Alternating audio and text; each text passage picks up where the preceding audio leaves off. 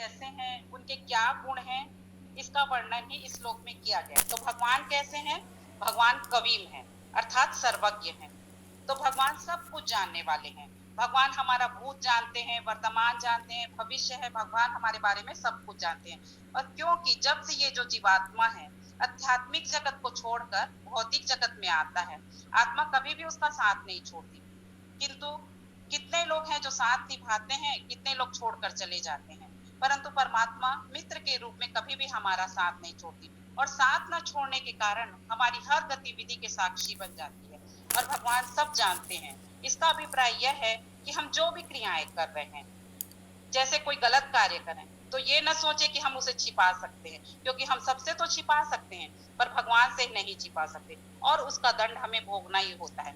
वैसे ही हम कुछ पुण्य कार्य करते हैं, कुछ अच्छा कर्म करते हैं, तो उसको कोई जाने या ना जाने, पर भगवान सब जानते हैं और उसका हमें लाभ भी मिलता है। उसी प्रकार हम अपना भूत भी नहीं जानते, हमारा पिछला जन्म कहाँ हुआ था, हम क्या थे, और यदि हम वर्तमान में कुछ भी तकलीफ आती है तो क्या सोचते हैं कि हमें ये कौन से कर्मों का फल मिल रहा है।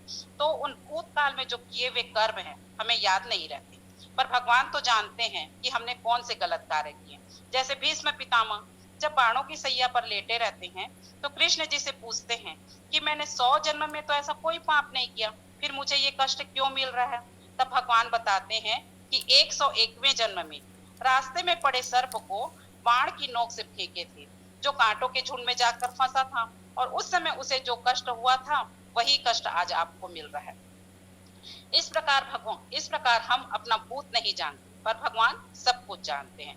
उसी प्रकार हम अपना भविष्य भी नहीं जानते, और कभी कभी चिंताग्रस्त हो जाते हैं कि भविष्य में क्या होगा, जैसे बच्चों की नौकरी कहाँ लगेगी, शादी कहाँ होगी, कारोबार का क्या होगा।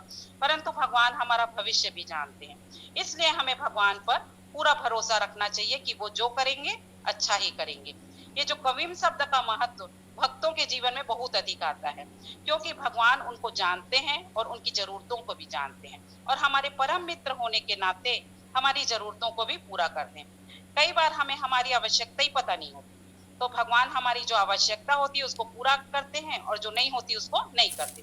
जैसे नारद जी को भक्ति के मार्ग में स्त्री की आवश्यकता नहीं थी, तो भगवान उनका बंदर का मुंह बनाकर उन्हें बचा लेते हैं। उसी की जगह कोई भक्त है जो भगवान के नाम का प्रचार करने निकलता है, तो उसे पता भी नहीं होता कि उसका अगला पड़ाव कहाँ होगा, पर भगवान को तो सब पता होता है, तो भगवान उसके पहुंचने से पूर्व ही उसकी व्यवस्था कर देते हैं।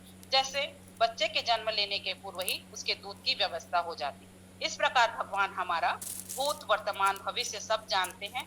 अब भगवान का अगला गुण क्या है? तो भगवान पुरातन है, क्योंकि भगवान सभी कारणों के कारण और आदि पुरुष हैं। ईश्वर परमा कृष्ण सच्चिदानंद विग्रह अनादिरादि गोविंद सर्व कारण कारण। तो भगवान क्या है? प्राचीनतम पुरुष हैं, आदि पुरुष हैं, क्योंकि वे सभी के उद्गम है, सभी के बीच हैं। वे इतने पुराने हैं पर वे बूढ़े नहीं हैं, आज भी भगवान उतने ही नवीन और सक्षम हैं। महाभारत के युद्ध में उनकी उम्र 100 के ऊपर थी, पर वे उस समय भी नवयुवक ही थे। भगवान का अगला गुण क्या है? कि वो नियंता है, अर्थात क्या है? सुप्रीम कंट्रोलर है, अर्थात भगवान ही सब कुछ नियंत्रित करते हैं। जैसे एक माता या पिता घर को, छोटे बच्चे को कंट्रोल करते हैं कि कब खाना खाएगा, क्या खाएगा, कब पढ़ाई करेगा, क्या उसके लिए उचित है। जैसे सरकार देश को नियंत्रित करती है, उसी प्रकार भगवान भी हम सब पर शासन करते हैं। भगवान तो वास्तव में प्रेम की मूर्ति हैं, वो किसी पर जबरदस्ती नहीं करती। ये तो भगवान की शक्तियां हैं जो ऐसा कराती हैं। वास्तव में भगवान प्रेम से कंट्रोल करना चाहते हैं, वो तो खुद प्रेम से भक्तों के कंट्रोल में आ भी जाती है। जैसे सबरी के प्रेम के कारण भगवान स्वयं सबरी की कुटिया में भी आ जाते हैं। भगवान स्वयं चाहते हैं कि सब उनसे प्रेम करें और भगवान भी सबसे प्रेम करें, तो वे कंट्रोल करने वाले हैं। जो उनकी बात नहीं मानते, शास्त्रों के विरुद्ध कार्य करते हैं, नैतिकता के विरुद्ध कार्य करते हैं, तो भगवान अपनी शक्तियों से उनको दंड भी देते हैं। परंतु उस दंड में भी उनकी कृपा होती है जो सुधारने के लिए दिया जाता है। जैसे कि जेल है तो वहां दंड देकर कैदी को सुधारने की चेष्टा की जाती है। अब भगवान का और कैसे चिंतन कर सकते हैं? तो भगवान सूक्ष्म से सूक्ष्म हैं और बड़े से बड़े हैं। तो भगवान इतने सूक्ष्म हैं कि वो किसी की भी पकड़ में नहीं आ। शास्त्र बताते हैं कि आत्मा का साइज बाल के अग्रभाग के 10,000वें हिस्से के बराबर होता है, और भगवान इससे भी सूक्ष्म होते हैं, इसलिए वो उसके हृदय में भी प्रवेश कर जाते हैं और परमात्मा रूप में नियंत्रण करते हैं। जैसे जब अश्वत्थामा द्वारा उत्तरा के गर्भ में ब्रह्मास्त्र छोड़ा गया था, तो भगवान सूक्ष्म रूप से उत्तरा के गर्भ में जाकर परीक्षित महाराज की रक्षा करते हैं।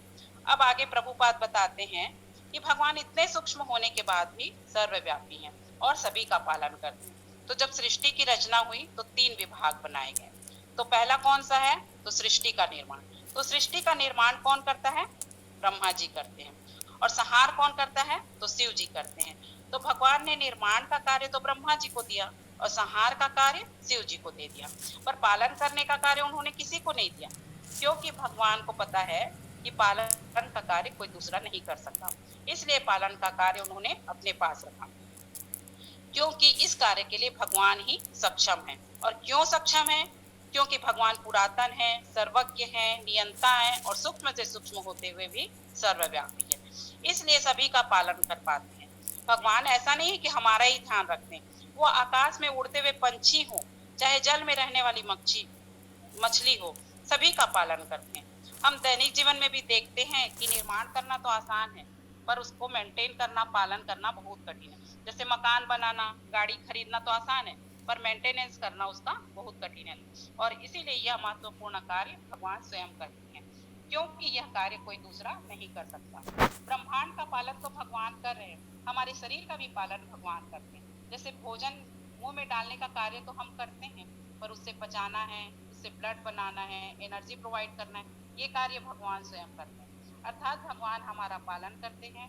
हमारी ये जो 5 इंद्रियां हैं, जैसे नासिका, जिससे खुशबू लेते हैं, तो खुशबू कैसे आती है, कानों से कैसे सुनते हैं, स्पर्श क्या है, ये समझने के लिए क्या हम एक्स्ट्रा एक्टिविटी करते हैं? नहीं, पर ये सब हम कैसे समझ पाते हैं? क्योंकि कृष्ण ही हमारा पालन करते हैं। फिर भगवान समस्त भौतिक बुद्धि से परे हैं। तो भौतिक बुद्धि से भगवान को हम नहीं समझ सकते, क्योंकि भगवान को भौतिक बुद्धि से परे हैं। साइंटिस्ट यदि भगवान को समझना चाहेंगे तो वो भौतिक बुद्धि लगाते हैं और इसलिए वो नहीं समझ सकते, जबकि भगवान को समझने के लिए हमें आध्यात्मिक बुद्धि चाहिए। आगे भगवान बताते हैं नित्य पुरुष के रूप में।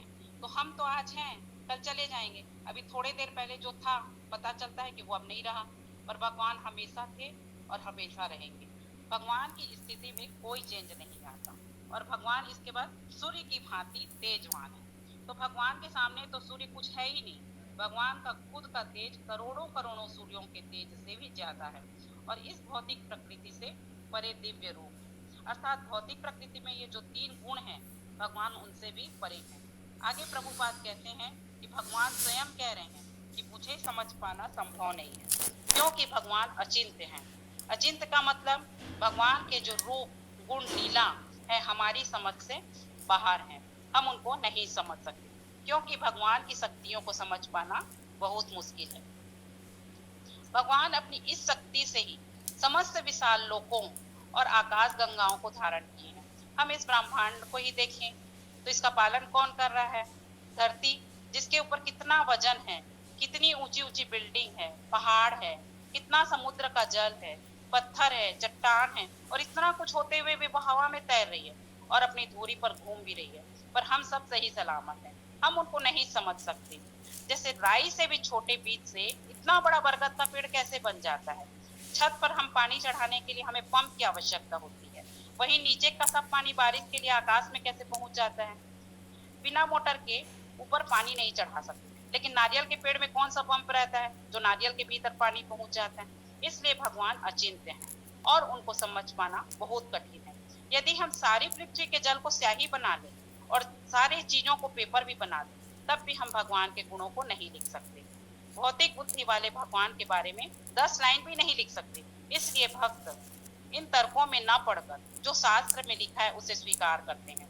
भगवान तर्क लगाने से मना नहीं करते, पर तर्क लगाकर भगवान को नहीं समझा जा सकता, लेकिन गुरु के माध्यम से या समर्पण के भाव से समझा जा सकता है। हम सोचे भगवान को हम अपनी तार्किक बुद्धि से समझें तो असंभव है। उनको सोचेंगे कि टेप से नाप लेंगे, रस्सी से बांध लेंगे तो असंभव, पर भगवान प्रेम की रस्सी से स्वतः ही बन जाते हैं, जैसे यशोदा माता की प्रेम की रस्सी से बन जाते हैं, क्योंकि वो प्रेम की रस्सी थी। पर जब यशोदा माता समझती थी कि मैं रस्सी से बांध रही हूँ तो सारे ब्रज की रस्सी भी छोटी पड़ जाती है। पर जब समर्पण भाव से भगवान को बोलती हैं कि अब मैं थक गई भगवान, अब आप ही बंधो, तो भगवान क्षण भर में बन जाते। तो हम देख सकते हैं कि भगवान को बांधना उनकी परम भक्त यशोदा मैया द्वारा भी संभव नहीं था, लेकिन जैसे ही उन्होंने समर्पण किया वैसे ही वो बन गए। ऐसे ही हम जितना समर्पण भाव रखेंगे भगवान उतनी जल्दी बन जाएंगे।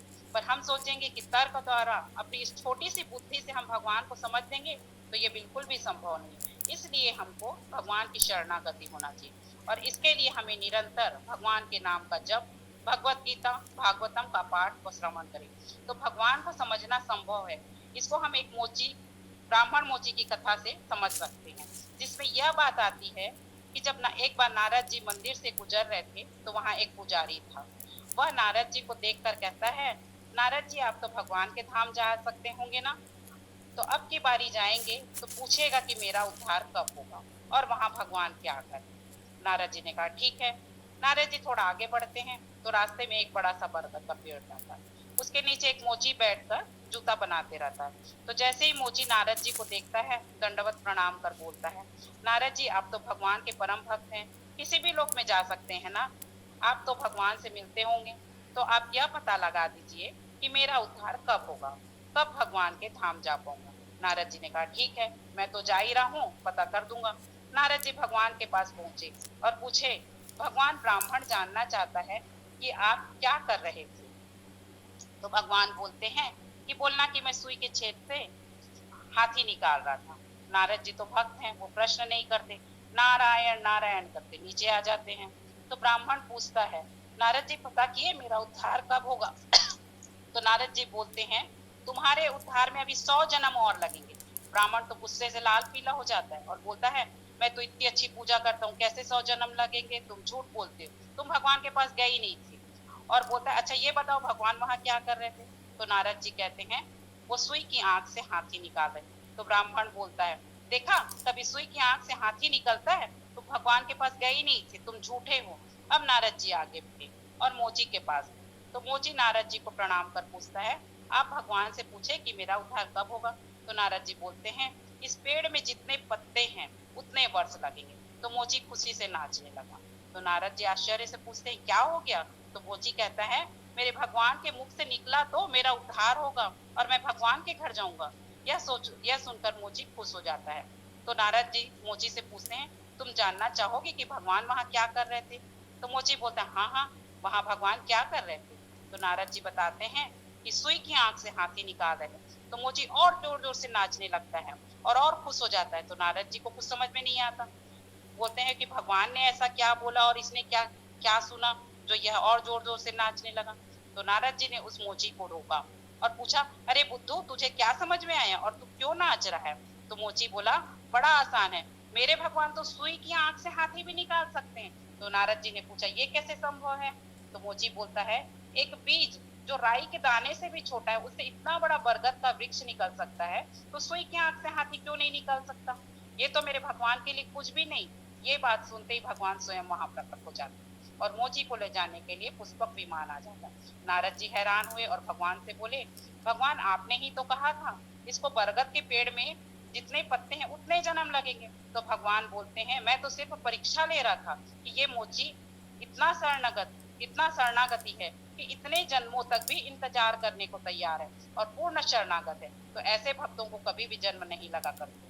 नारद जी ने पीछे पलट कर देखा तो बरगद के जो पेड़ के सारे पत्ते गिर चुके थे और पुष्पक विमान पर बैठकर मोची भगवान के धाम जा रहा था।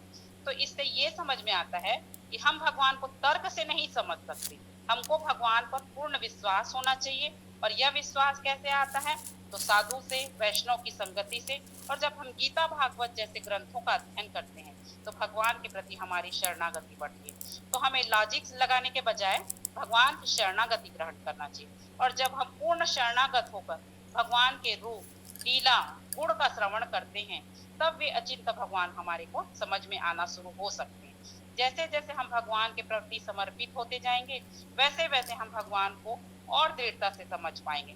तो भगवान को तार्किक बुद्धि से नहीं समझा जा सकता, क्योंकि भगवान अचिंत्य हैं। उन्हें समझने के लिए भक्ति करनी होगी, गुरु और शास्त्रों की शरणागति करनी होगी, तभी हम भगवान के अचिंत्य रूप को समझ सकते। हरे कृष्णा, हरि बोल।